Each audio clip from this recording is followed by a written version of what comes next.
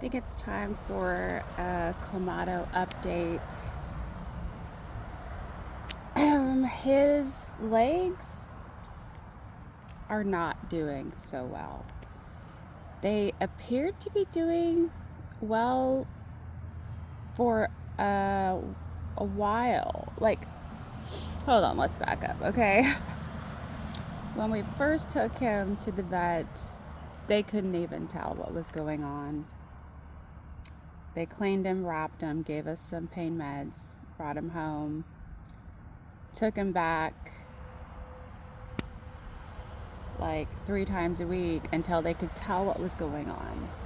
It took about 2 weeks before the swelling went down enough for them to figure out what was happening.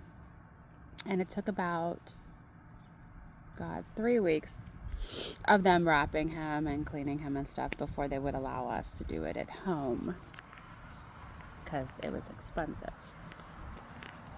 Within the week of wrapping him at home, it was really challenging for us because he was in a lot of pain. It was really gross. It got really good for a little while, and then it just started getting worse. He's I don't know if maybe he got used to his meds, but they allowed us to increase the dosage on his meds.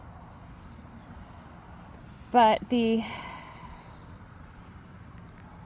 don't know what to call it. I don't think it's an infection. I can't tell. He had an infection. They gave us antibiotics. The infection was still there. They gave us stronger antibiotics. The infection went away. The legs looked better. Now they look like they're getting worse. He's in more pain. And he's not using his legs right. Even when he's just laying in his bed by himself trying to get comfortable, he is crying. It's becoming a challenge. We have decided that we're just going to have to let him go. We didn't want to. We've tried to hold on, but realistic with the life that Clamato's used to living, the quality of his life is not going to be so great. He has started to exhibit some signs of depression. He just looks really sad and pissed off all the time. He kind of always looked pissed off anyways before the injury, but now he's verbalizing his frustration with hissing and crying. When we are wrapping his legs, he's getting louder, crying more, even though we've given him more medication, which should be helping with the pain, but it's not.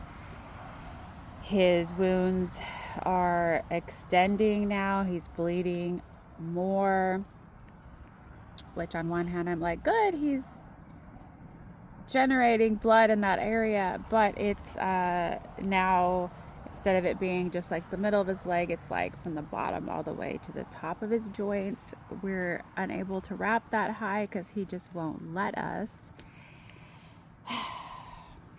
And it's not a good time for any of us right now. So the vet has said, with these types of injuries, there's no way to tell how they're going to turn out.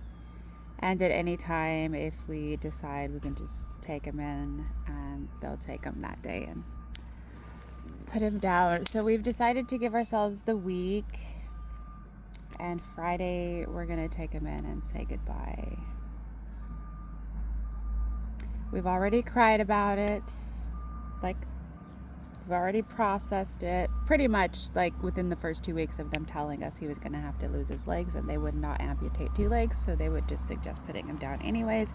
So we've tried to just kind of avoid that, but it seems like that's eventually what's going to happen anyways. And because he's in so much pain, we're thinking, why continue to put him in pain and prolong the inevitable? So Friday, which is Monday, Tuesday, Wednesday, Thursday, Friday. So in 4 days, we're going to let him go.